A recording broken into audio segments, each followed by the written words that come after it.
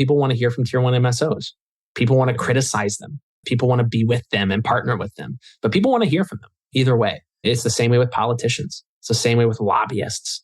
It's the same with celebrities. This is The Dime. Dive into the cannabis and hemp industry through trends, insights, predictions, and tangents. What's up, guys? Welcome back to another episode of The Dime. I'm Brian Fields, and with me, as always, is Kellen Finney. And this week, we've got a very special guest, Elliot Lane, VP of Events and Head of Benzinga Cannabis. Elliot, thanks for taking the time. How are you doing today? I'm having a blast already. Thanks for having me, guys. Really appreciate your time and letting me crash the party. You guys have some awesome guests, so it's honestly just an honor to be a part of it. We're excited to have you here. Kellen, how are you doing? Doing really well. Really excited to talk to Elliot and learn about Benzinga as much as we can and, just hanging out. How are you, Brian? I'm excited to talk to another East Coaster. And Elliot, for the record, your location, please. Lack of access complete with me in North Carolina. I am in northeast part of Raleigh, where they like Delta 8 here. So we'll just put that on the back burner in your mind. And, in 20 years, I can buy some cannabis. Hopefully 20 years, a lot has changed in the cannabis market. So Elliot, for our listeners that are unfamiliar about you, can you give a little background about yourself? Yeah, so I have been working at Benzinga for about 4.5 years. In that time, I started as just a regular sales guy. We were averaging probably about 2 million readers on our site back then. A lot changed over COVID. To be quite frank with you, a lot of people use their stimulus money to invest and to look at how to grow it. And they came to our site to do that. And COVID was a bit of an indirect boon in our growth. The meme stock phase was a huge benefit to us. The crypto boom was a huge benefit to us and our readership. And we ended up, I think, topping out at about 25 million readers in May 2020. So we exploded at the start of COVID. We've obviously come back down to around 12 to 14 million average monthly readers. So that's a little bit about the backbone of Benzinga. Prior to that, I was a professional actor on the musical theater circuit, if you will, on the East Coast. So that was a lot of fun. But, when you do contract work, it's obviously quite unpredictable. So eventually I ended up working for Benzinga, really enjoyed talking to cannabis companies, really enjoyed learning about new markets. I love to learn things. And I knew literally nothing about the economy, about stock markets, about cannabis, about psychedelics, about crypto, none of it before I started Benzinga. So it was all trial by fire and one that I was excited to take over. So I grew in Benzinga and ended up taking over the events vertical. And now, as of this year, I'm the head of really all B2B activations within cannabis and psychedelics for us. I love it. So what year was it that you first got started in cannabis for Benzinga? October 1st, 2018. 2018. So what type of education kind of hits you when you have to get started head first into an industry you've never experienced before, where you've got to talk to some of the bigger companies and learn the space fast? How do you do that? Well, first of all, you don't know who's big and who's not, right? So one of my first calls was with Trulieve, and I was like, this is the same person as, that consultant I just talked to. Like, to me, there is no difference. Like, I had to learn really what vendors do in the space versus plant touching companies versus payments companies versus what an ERP is. You have to learn all these different slogans, and it takes a while. But really what you do is you learn what you do first and what value you provide, and then how you fit into the space, and everything just kind of trickles down from there. I think that's really well said. And Benzinga as a whole isn't just cannabis, right? We should start from a macro standpoint of Benzinga, and then we can narrow down specifically on the focus of what it does for cannabis. Benzinga, we cover all markets. As I mentioned, we cover crypto and, stock education. We have a data platform called Benzinga Pro. If you invest in the stock market, we provide a trading technology, basically suite of APIs where you can subscribe to that monthly, get really, really quick and up-to-date alerts through these APIs. You can obviously choose your own watch lists. I have about 20 different industry-focused watch lists that I have on my Pro account, but it's very, very quick. So that's kind of the more consumer, customer, retail investor-facing side of it. But our news covers everything. We cover Elon Musk very regularly, to our detriment and his probably. We cover President Biden, and we'll cover a lot on the report that came out this morning.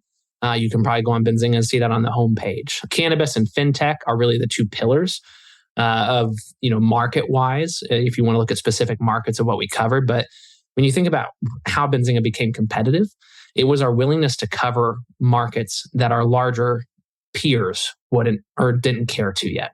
So you think about Insider, you think about Bloomberg, Reuters, Yahoo Finance. We are much larger into the space because of our willingness to cover it at a very high level and a very deep level. And that happened in cannabis, happened in fintech, it's happening in psychedelics.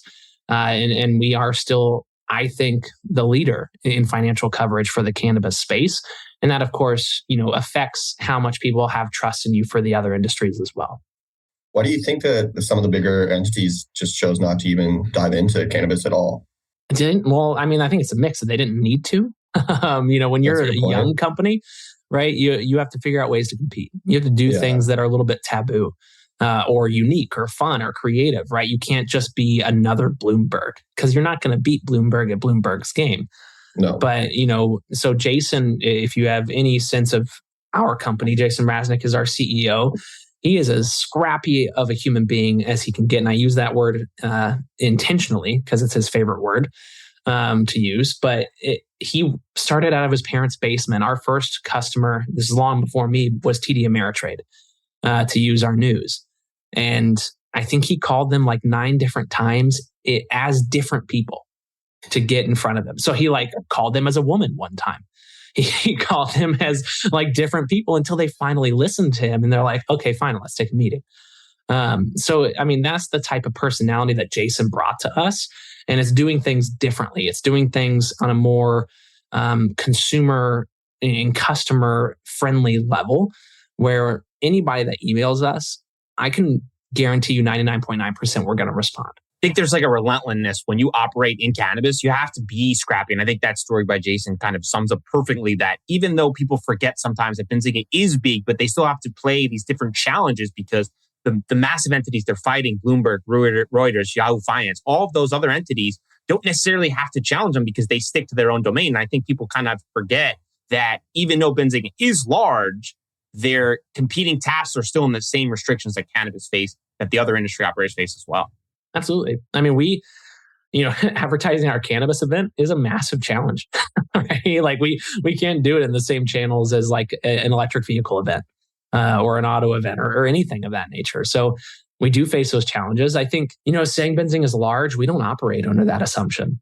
We very much feel like a startup still, and we obviously have a corporate structure that we have to work as because that's what you have to do to mature and get larger and become a competitor.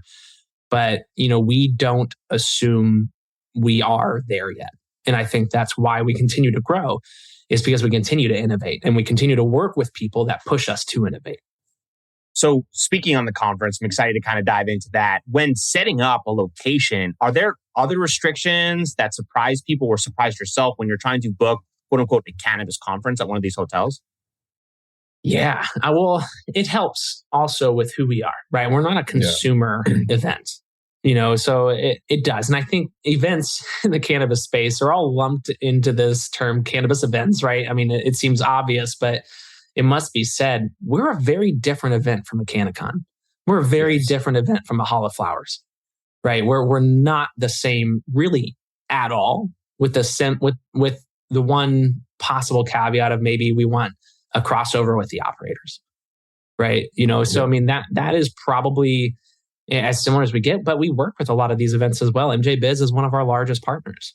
We work with Lyft, we work with ArcView on a regular basis. We work with all of our peers and competitors in ways that would probably surprise people. We want to be partners to the cannabis space at large, but when putting on an event, to get back to your question, it's more about the networking and what the value we can provide with the amount of business cards and connections you make there. That's what we're worried about. So that's why we do everything we can to avoid holding it in a convention center. We want people to be at the hotel, to stay at the hotel. We want it to be literally 48, 72, however long hours it is of just nonstop networking. From breakfast, you go down, you're standing by the CEO of a tier 3 MSO. or next to you is the managing partner of cannabis for Markham, right? So I mean, that's the networking that I get excited for, is creating that really intimate way of having a large event in a space that is not overly large. You're basically confining it to a space, but you still have 3,000 high-level executives that you can network with. Does the state location factor in significantly in terms of if they have a medical market or adult use market? We won't operate an event, I would say, in a market that doesn't make sense. They're not going to, as much as I push for it, they're not going to come to North Carolina to have an event. Come on, Jason. I was going to say, so Raleigh? Yeah. I mean, if you guys want to get together in Raleigh, we can do a little mini satellite event. I'm happy to host. But with that being said, Miami, it's a little bit about where will people travel? It's a little bit about, where is our audience? And when you think of the value we're trying to provide at Benzinga, is access to capital, access to partnerships that could a lot in M&A deals. It could be debt capital. It could be a brand. It meets an MSO at our event, and they're all of a sudden in their footprint. Those are the kinds of business deals that we want done at our event, and it happens at every event. And I think that's really cool. But when you think about our audience, we started it by investor presentations and having hundreds of investors show up. So I would say probably about 25 to 30% of our audience are institutional and accredited investors. And granted, a lot of them are the original ones and the OGs that you all could probably list yourselves. But those are very important, I think, to have there. You should never take for granted the experience of those who have invested in cannabis, because they are, I think, some of the most valuable opinions you can have about where we can take this next. But that being said, we'll still have a network of family offices. We'll have people who recently retired and they want to put some of their wealth into cannabis companies. I mean, it's a vast array of investors. So when we think about where they are, it's generally on the East Coast. And that's why we don't really do California events. There's really nothing to do with the California market. I would be thrilled to go to San Diego or Los Angeles. I mean, my God, if anybody wants to sponsor a trip for me there, I'll be there in a heartbeat. But investors, at least the vast majority of them, from the ones we hear from, I'll qualify it that way, are on the East Coast. So we look at Miami as our flagship event. And then right now, we're pretty much sitting in Chicago for our fall event. So we'll do 2 a year. Eventually, it may end up as one, which would be Miami. But for now, it's the 2 events as we highlight multiple markets throughout the U.S. and the East Coast. I want to go back to what you said prior about the size of the event, because you're right. It is large, but it feels so tiny and small. And I never really understood how that felt until the first time I attended the event in Chicago last time. And Kellen was like, how's it like? And I was like, it is like networking on steroids. People are all in this small hall and I'm being pulled and pushed and trying to grab this person. I was like, I don't know what to do. I'm almost overwhelmed because I can't be in all these places at once. And I hadn't felt that small community feeling in a while, especially some of these other kind of events that are so large, right? Like an MJ Biz, it is the two floors, the huge halls. You're walking for days. It feels like you're never going to run into people. But here, it feels like it's so easily done. You can find the people you're looking for. And the type of people there is everyone you want to talk to. All the people you're interested in learning about, the type of companies that you might not have had enough exposure to, the questions you want to ask them and learn about and get a direct response on are all there. And I give your team a ton of props for actually having an event where people show up at, because I think it's probably harder said than done. That's been the ultimate goal is, we do, of course, we want people to party. We want people to have fun. We want people to have an experience, right? Events are experiences at the end of the day. If you don't put on an experience that people remember, they're not going to come back. Why would they? But if you're on Miami Beach, right? You're at the Fontainebleau, you have a cabana meeting with Emily Paxia or Boris Jordan, right? I mean, that's an experience that, name me another event that does that on the regular. There really isn't one. No. And that's something that we pride ourselves in. And I think, not to disregard, the value of who we are is the content, right? It is the education. And, different events have different value props. And I think it's important to understand, if I'm buying a ticket to an event, what is their audience? What am I going there for? and go in prepared. Because if I go to MJ Biz, I'm probably going to have a different approach to that event than I will going to a Benzinga event. Even though you have pretty much a lot of the same service providers and vendors are there, a lot of the same MSOs are represented, albeit the C-suites are probably not on the floor unless they're speaking at MJ Biz. But it's something where it's still a very different event approach. I think with us, it's the content, and I think that's our value. The education is our value, and we really take that to heart and make sure that the companies that are leading the industry, both from a corporate standpoint, a social equity standpoint, a financial standpoint, a vendor standpoint, those are the ones we have on stage. And then, of course, we want to challenger brands to be represented as well, so we create room for them.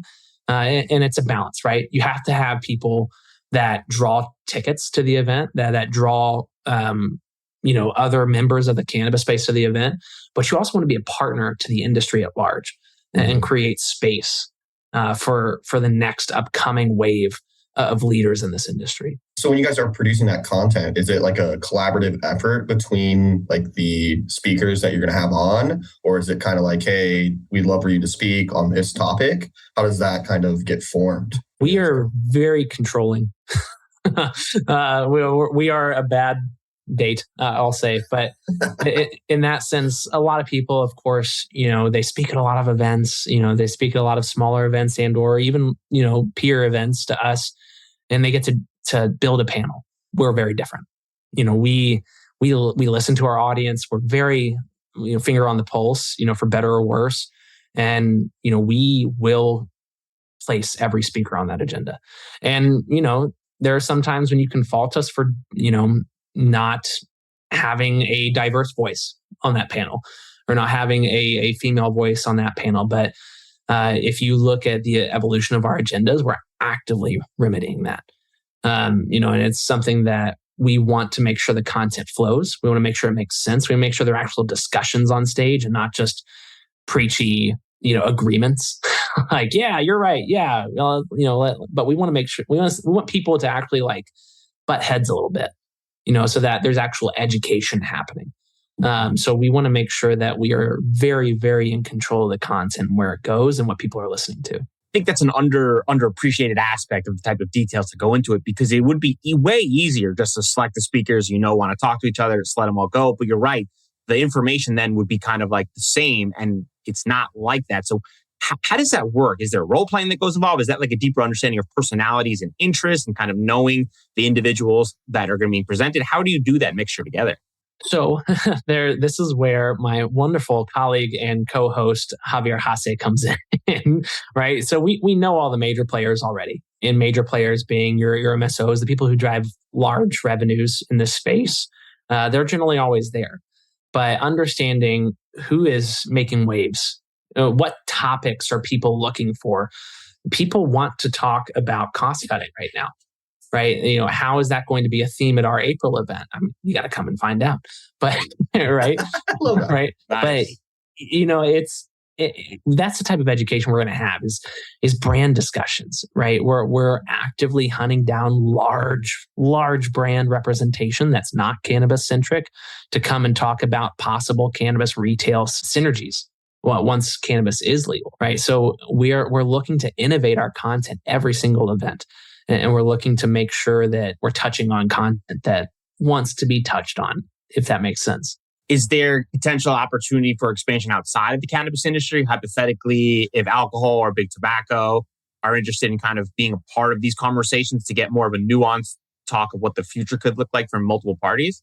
Absolutely. We have already been in discussion with them to participate in these conversations, and some positive talks, some not positive talks, right? Some people want to be a part of it. Others want to keep it arm's length until everything is legal in 50,000 years, right? I mean, is what it seems, right? Yeah, right. But as for our events, I mean, we host events in multiple industries, so we're always talking to people outside of cannabis, and if a lot of our vendors will participate in our crypto event. We have alternative investment sources as well, like crowdfunding. If you're a private company or crowdfunding, you're considering crowdfunding, that's something that we host a ton of content and actually virtual events in. So, I mean, there's always crossover there. How much crossover has there been from the psychedelic space with the cannabis space? Are you guys going to just segment those off and kind of run on your own psychedelic track and keep them separate? Or are you guys going to kind of let them still overlap, if you will? And psychedelics for us is not, want to say this without dissing the psychedelic space, but psychedelics doesn't have a big enough audience yet. It's not that we want to combine the industries. And, you could look at Wonderland and completely disagree with me, right? Like there is an audience for events, absolutely. But we are a side, we are a sector of a psychedelics event, right? And how much money is flowing in that space right now? I mean, you had $2 billion and then it just dried up for R&D. And so, I mean, we will have hundreds of people come to our psychedelics track, but have a standalone event for that. It just hasn't seemed like the right time for us yet. But we will have a full day of psychedelics content in Miami on April 13th. A good deal of the cannabis audience will stay for that day. But you're looking at, I spoke to a good partner of mine that's a lender.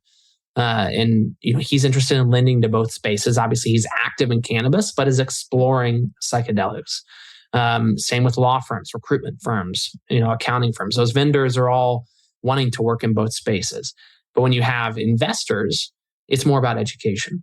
It's more about, is this something I want to dive into? I mean, it's more biotech, right? It's not, it's not hospitality unless you're getting into a resort or clinic feel, in which case, okay, maybe that is something I want to look at. But, we'll have investment opportunities there. But again, this is such an early side of psychedelics and where it will end up being. It's highly focused on the education and content. Why do you think that psychedelics and cannabis kind of have just been paired together like that? I think it's people willing. I think it's people with an open mind. Honestly, yeah. I think it's people that are already working in one emerging market that see, yeah, it's risky AF, but if I go into this other market, that's actually maybe a little bit less risk. It's more biotech, right? But like if you're investing in Pfizer or, a phase 2, clinical trial like that, they don't have a drug out yet. That is just as risky as investing in cannabis. I mean, that could go either way, and you're holding on every press release that biotech releases, saying, oh, the data's good. Oh, I'm going to buy 10 more shares or 100 more shares. Oh, the data's bad. Crap. And then that's all they have to go on. And psychedelics has been that way for a while, but now you're getting different sides, right? You're getting clinics. You're starting to get more wider acceptance to the ketamine. You're getting resorts, right? In Latin America. It's becoming more interesting and maybe a little bit more connected to cannabis a little bit, but it's taking a medical pathway and it's unlikely that it will ever be recreational, at least from a lot of people we speak with. So connecting those two hip to hip, I think is a mistake, at least in the sense of content. However, the people who want to learn about both tend to be very similar. I think it's smart having it be the final day because you can get a sense of people staying and understand if it continues to grow, maybe it's worth having a separate track at a separate time and giving your team some really good data insights onto the growth of the industry, specifically from the educational side, and if that's a good fit for Benzinga in the future. So slightly switching gears, one of the areas that I've heard about Benzinga Conference is that I'm not raising capital. There's no reason for me to go. What would you say to that? I would go back to who Benzinga is at our heart, right? And also, I would look at your goals, right? I mean, if you are looking for visibility, or thought leadership, if you're looking for brand recognition, if you're looking for partners, to help you audit your finances, if you're looking for equipment manufacturers or some sort of hydroponics firm, if you're looking for debt, the list goes on. If you're looking for media outside of Benzinga, screw Benzinga, they're too big, right? But we'll have really cool podcasts there, like The Dime, right? But there's so many reasons to attend events. For us, our umbrella is B2B and it's partnerships, networking. And yes, it is capital flow. But if you think that coming to an event is how you get capital, you're skipping 100 steps, right? I mean, we offer a ton of networking. You can get media. You can meet people like Brian. You can meet people like Boris Jordan. You can meet people like Ankur, the CEO of C3 Industries, an up and coming MSO that's private in Michigan and in Oregon, in Missouri, right? You can meet a ton of these cool kind of expansive retail operations or wholesale distribution. I mean, we're going to have Leaf Trade there. They've already committed. We'll have Kronos Group, one of the largest LPs. So, I mean, if you're looking at international opportunities, and we're going to have a German panel, a Latin American panel, I hope that's enough reasons to at least consider coming, because you have to understand the event and what it is. And Benzinga, while we cover financial opportunities, not everybody there leaves with money. That's unrealistic and it's not the case. But people do leave with contacts. People do leave with partnerships. I know one major M&A deal that absolutely started at our conference. And I'm not going to say here because I will get in trouble with Jason. So believe me or don't believe me, but deals happen, capital flows, products move to different shelves at our events, but it is a place where we are the highest quality audience. And I will stick by that and go to the grave. It has nothing to do with our competitors, but I do not know of a higher quality audience in cannabis events. I agree with you. And I think some of the conversations that we saw when we were there, Kellen and I were speculating, but it's fun to play that game of understanding like, hey, those two guys are talking, maybe there's a potential partnership in the future. And then as you follow the steps, you're like, probably has something to do with it. But in our mind, we're like, we saw it. We saw the origin of the initial conversation go from there. So I want to stay with some of the media that happens there. Obviously, Mike Tyson has made tons of headlines with Benzinga. At first, I thought maybe he was on the take and he was part of the marketing efforts. But then after a while, I think he's just a big fan of Benzinga and it gets excited when he's coming there. So is that part of the team? What's the deal with Mike and always making headlines with Benzinga? I'll tell you this. We love Chad Bronstein. We love Philo. I love his entrepreneurialism. And obviously, he has a direct connect for us with Mike Tyson and Ric Flair. And of course, there's a lot of media that people get from coming to our conferences. We are, if you ask a PR agency who has the highest impression count for content coming out of, PR pitches, it's us by far, right? So, I mean, these people come to us for brand visibility as well.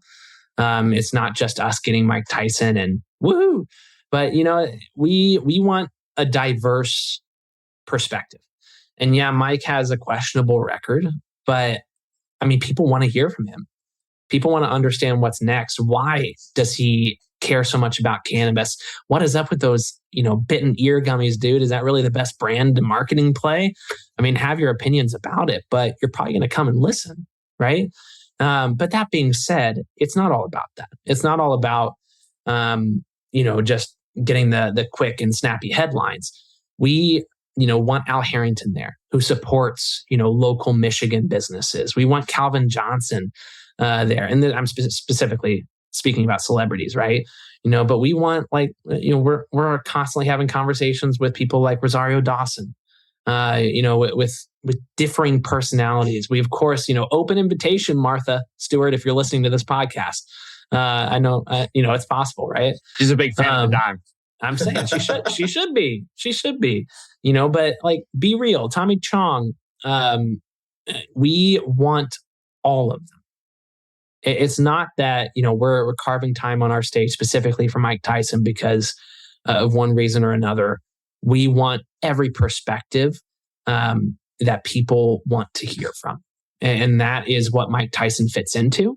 And he comes via connect out of somebody that I have a lot of respect for in Chad Bronstein and what he's built at Philo over the course of like 2.5 years. I mean, it's incredible. Pretty wild. We just released our episode with Chad and we're big fans of what they're building also. And the reason I ask is because we saw the headlines with the plane. We saw him smoking on stage, which I still put best thing I've ever seen at a conference in my entire life. I've never seen anything like that in my entire life. Was there blowback from that? I cannot claim that was something we planned, nor it wasn't planned at all. But I cannot claim that we wanted that to happen.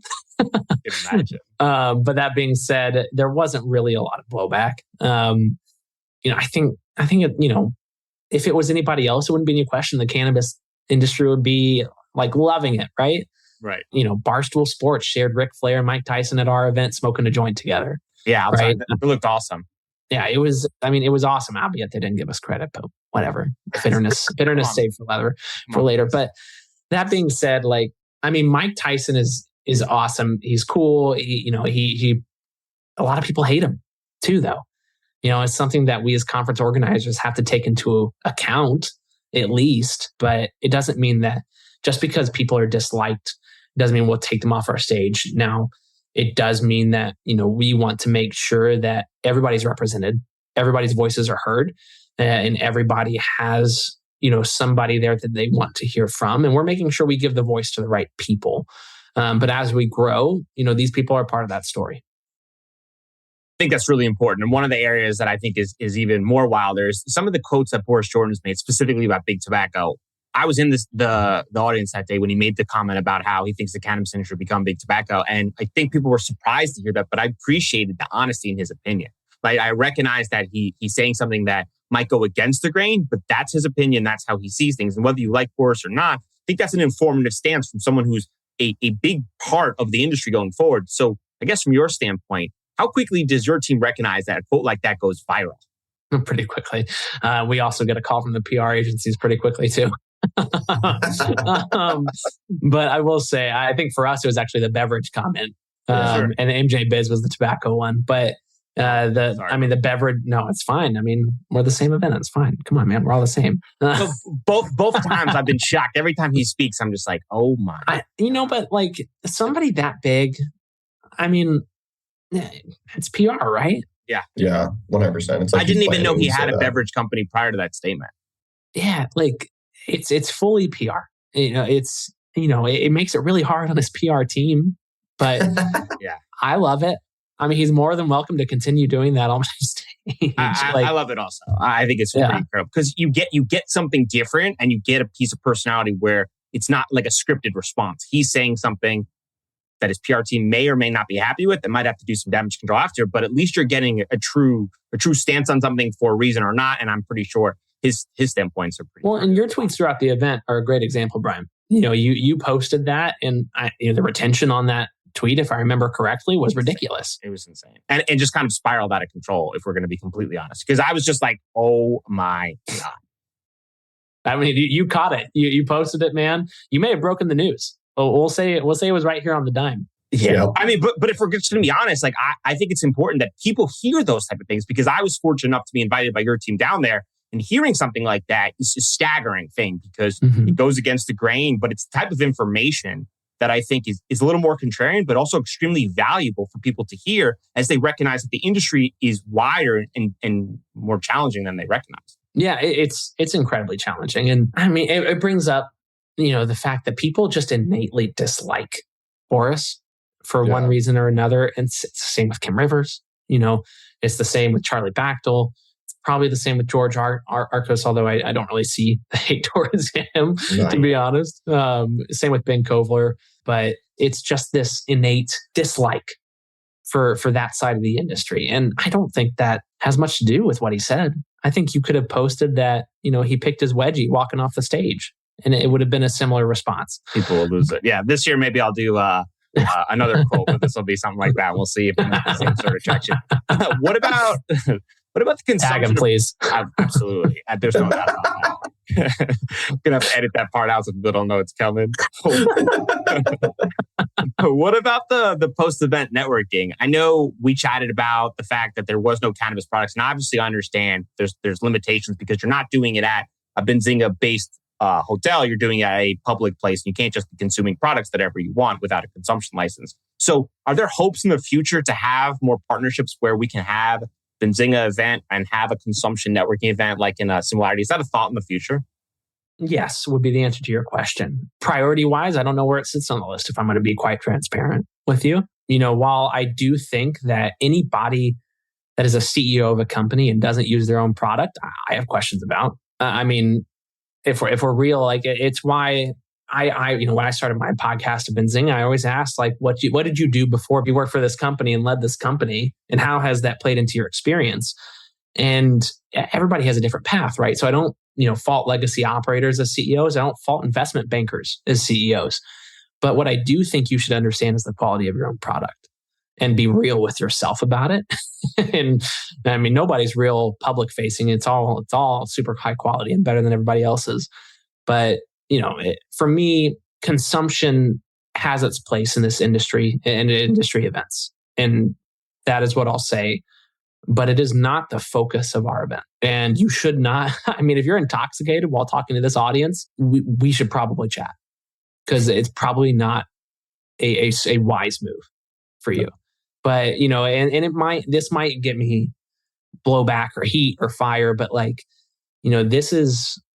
these are people who can make you successful. These are people who can take your business to a new level. You can take somebody else's business to a new level at this event. And that's the focus. And these after party networking, it's still networking. It's meant to be fun. It's meant to everybody, have loose, be loose together, and have an experience, but it's still part of the event, right? So we cannot, while yes, it is taboo, and I respect the fact that we have a bar at the event, right? That is something that we do have. And, there should be an opportunity for you to consume cannabis and not drink alcohol, because that is a big thing for a lot of people. I think one person very outward about it is Rosie Matteo. Yeah. She stopped drinking and she smokes, right? So with that, I think we should have venues where we allow cannabis consumption. But that being said, it's something where A, we have to find the right venue. B, it has to be big enough. In consumption lounges, you can have a consumption lounge license, but how many people can you hold? And hotels don't have that license. We can't just whip out a joint and endorse that at a hotel. We'll get shut down in a heartbeat by the fire marshal. So, it's a difficult balance, and it's one that I respect if people want to be upset about, but I don't foresee it being something that we can fix in the near future in the cities that we've chosen to have events in. And I don't think it needs to be fixed. I mean, if you think of you're in Miami, it's going to be nice weather. Someone can just go outside, right, into a normal smoking section and make it even more destigmatized, right? Mm-hmm. Yeah, I mean, I can't endorse that, but I think it's important to clarify, right? It's not like your team is choosing not to. It's just not a path that's currently available. Given in the future time, maybe that's a consideration. And I think sometimes people just assume because it's cannabis and it's Benzinga, they can do whatever they want. But turns out your team also has to follow the rules and challenges. Cannabis has stigmas. And listen, if you guys want a nightmare job, try working with hotel vendors. I can't tell you how frustrating they are and how unresponsive they are at large, because the Fontainebleau doesn't need to be responsive. No. It's the Fontainebleau, right? That's where the Rat Pack stayed. They're like, do you know who we are? And you're like, yes, I do. That's exactly. Yeah, it's I want to know, can I do this? I want to know, do you have this available? But, in Miami, there's no opportunity for that consumption lounge right now. In Chicago, I would imagine there is, but maybe it's more of a private networking event. But then again, we still want to have that after hours reception, that after hours party, and it's either alcohol or nothing for a lot of venues that we can find. Yeah. How does your team tell after the event that a certain topic, a certain speaker resonated really well with the audience to know to double down in those areas in the future? There's different ways, right? A is social. Social retention, right? Love them or hate them. It's the fourth time I've said that on this podcast, but people want to hear from tier 1 MSOs. People want to criticize them. People want to be with them and partner with them, but people want to hear from them either way. It's the same way with politicians. It's the same way with lobbyists. It's the same with celebrities. When it comes to everybody else, it's obviously way more dependent on the topic. But, that's where our news desk comes into play. We have our finger on the pulse in terms of what's happening in the industry, like very few others. And it's where, any earned content, it really, and we see the page views, we see the clicks, we see what people are looking at. And that obviously is a huge advantage. What is a fact or statistic that would surprise the industry about setting up a conference or an event? Benzinga is severely understaffed. That's more of a personal note, but again, you'd think we're as big as everybody else, but we're a team of 10 to 12 people that put these events on. That's incredible. That is. Yeah. So, we obviously could grow, but, we're affected by everything as everybody else is. We actually were acquired in October of 2021. So everything we do is very intentional and very measured. So all that is, in terms of what would shock people about Benzinga is it's a very close-knit, tight team that has figured out a process with the help of others, such as our acquirers at Behringer Capital. But outside of that, putting on an event, you almost have to get really good at fibbing. I don't want to say lying, but negotiations with vendors it's a game. It's a game, and you always have to play on the edge, I will say. And that's not going to shock anybody. That's not as good of a good one, but it's all under promise, over deliver, when you talk to companies. But when you're talking to vendors, it's, oh no, we're only going to have 800 people, right? And then 2,000 show up and you're like, well, it's fine, right? But regardless, I don't think they're listening to this podcast, but it's a tough balance, to walk between putting on an event and obviously running a business. And I think that is what people don't want to hear from me right now. But I will say is events are a business, and events cost a lot of money. Yeah. And people want to participate at a free level consistently. And I respect that. I respect the knowledge that people bring and the presence, the effect of people's presences that they bring. But if we're not spending at least $1 million on this event, you're not going to have a good time. And, we have to make margin, right? Or we can't do this in Chicago or ever again. So, with that being said, I think people have this, this kind of thought where this is cannabis. They should be offering this for free. They should be doing this for free. But that's not reality. We live in a capitalistic society. We have to pay for things. And running a business in events is a high cost business. So that is, I guess, one thing that a lot of people will kind of scoff at me at, and probably not want to hear. But it's the reality, unfortunately. And we do have social equity initiatives. We do have ways for people to attend for free and people to have access for free. We want to continue to have stage time for free. And of course, not have people, pay for everything at our events, right? But everybody wants it for free in this industry, literally everybody. And a lot of people are disappointed in my response, unfortunately. So it is what it is.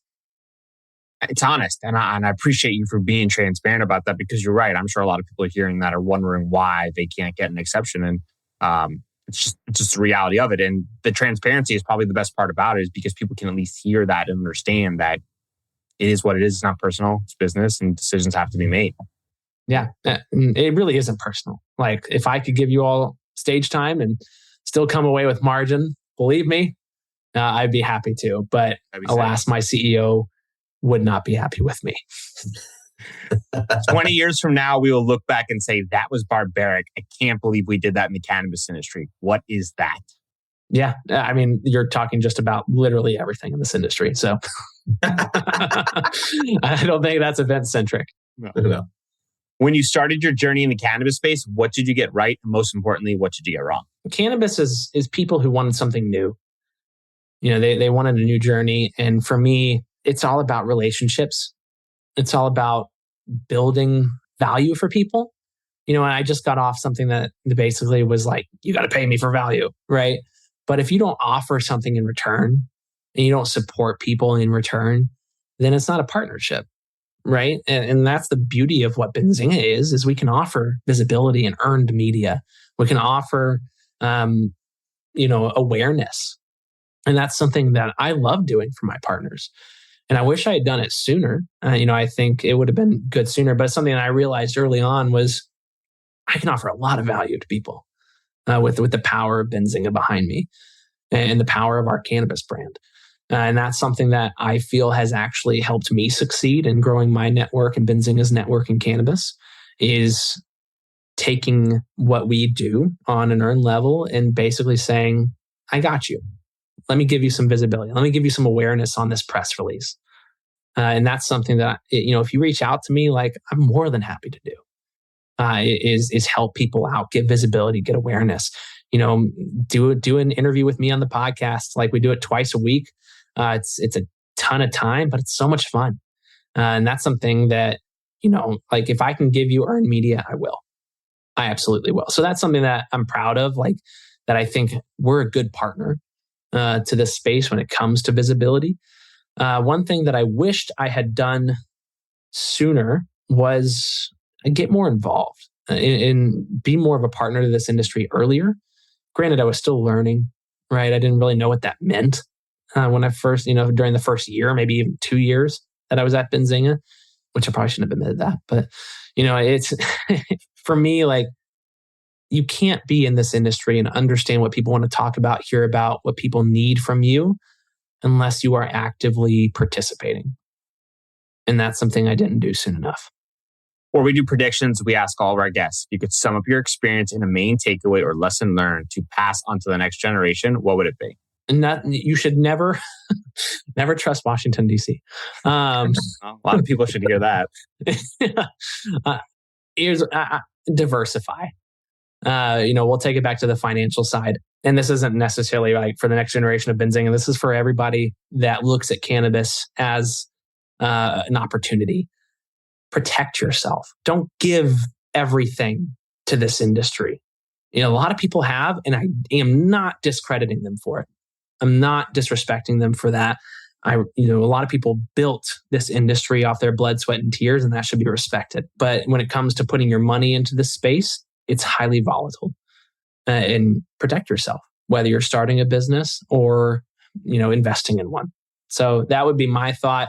You should always diversify, but there's a lot of people, that I'm sure, Brian, you see on Twitter, Kellen, you see on Twitter, it's all in MSOs, right? And it just doesn't make sense. All right, prediction time.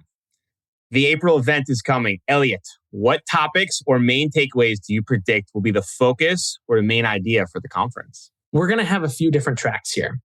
So finance, operations, and brands are all going to be touched on. In finance, you're going to have a lot of people saying the same stuff, right?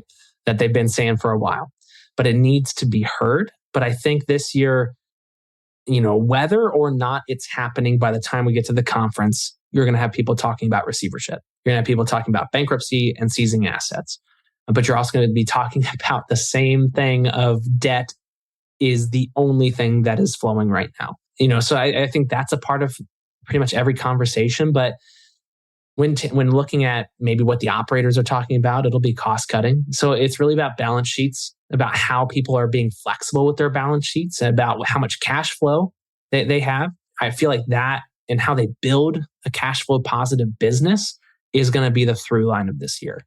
And how to do it successfully is the content we're going to try and have for those operators. When it comes to operations, we'll have cool topics like the hell is crypto going to be in payments for this industry? Is that still a thing, right? We'll have, interesting conversations with people like Metric and Headset, right? Data analytics and AI, right? We want innovations to be a centric part of this. And then brands, there's been predictions. This is the year for brands. This is the prediction where, vertically integrated companies are seen as a little bit less valuable and brands are seen as a little bit more. I don't see that from a capital flow perspective, but from a scalable business perspective, that is possible. So, if this is the year for brands, how do we get there? Right. And how do brands participate in this industry at a more successful level and a more on par level as the vertically integrated operators?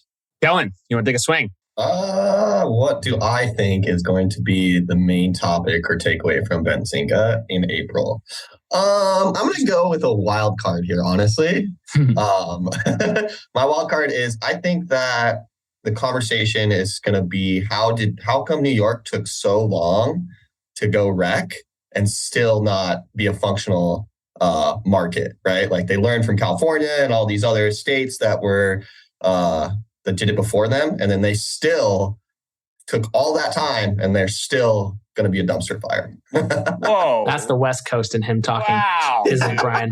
Wow. I told you I was going to take a wild card swing, but I think that it's going to dominate a lot of the conversations because New York is going to be an epicenter for brands globally, right?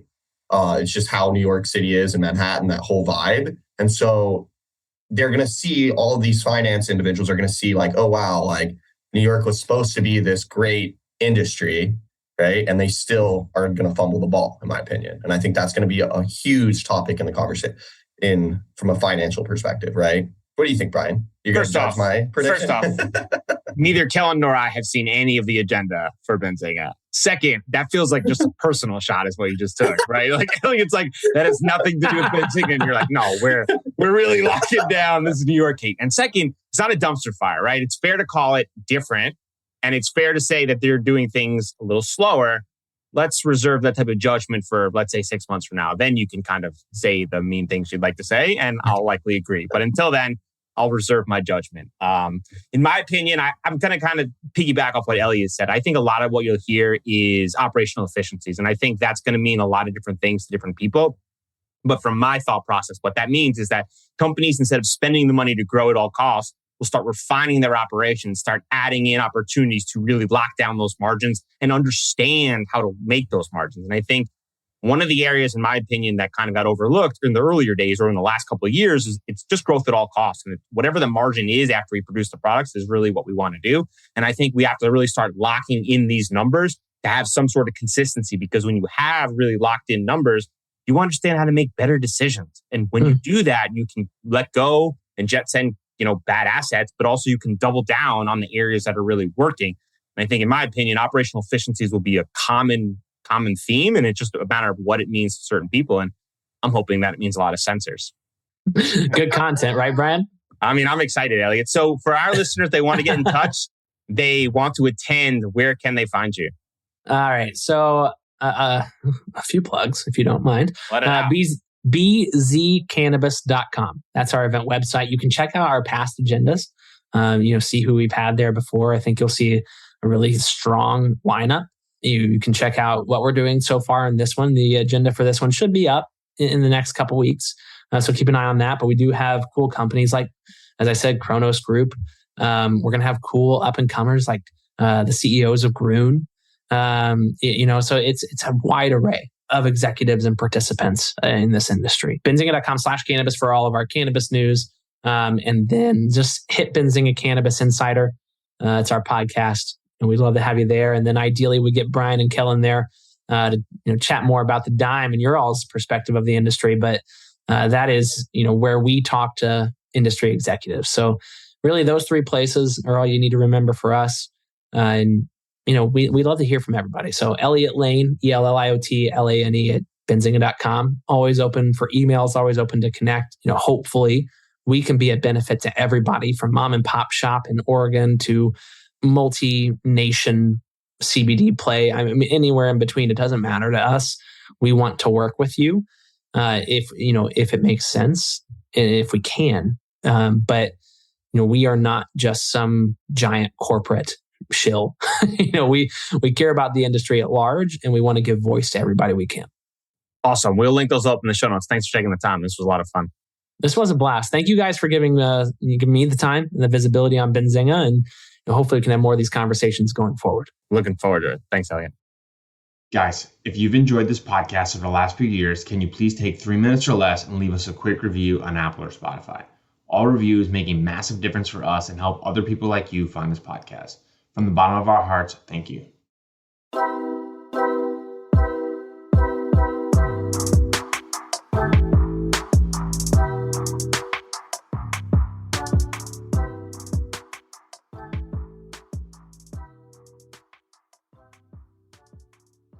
Thanks for listening to today's show. To check out more great cannabis podcasts, go to podconnects.com. Here's a preview of one of our other shows. Season 1 of Dope History is now available at dopehistory.com. Dope History weaves you through the lives of those who have been touched by cannabis or have had an influence on the events that shaped our laws or relationships with this plant. You'll hear tales from Frenchie Cannoli, Keith Strop, Eddie Lepp, Tom Alexander, Ed Rosenthal, Wolf Seagal, Jorge Cervantes, and Tommy Chong. Available now at dopehistory.com.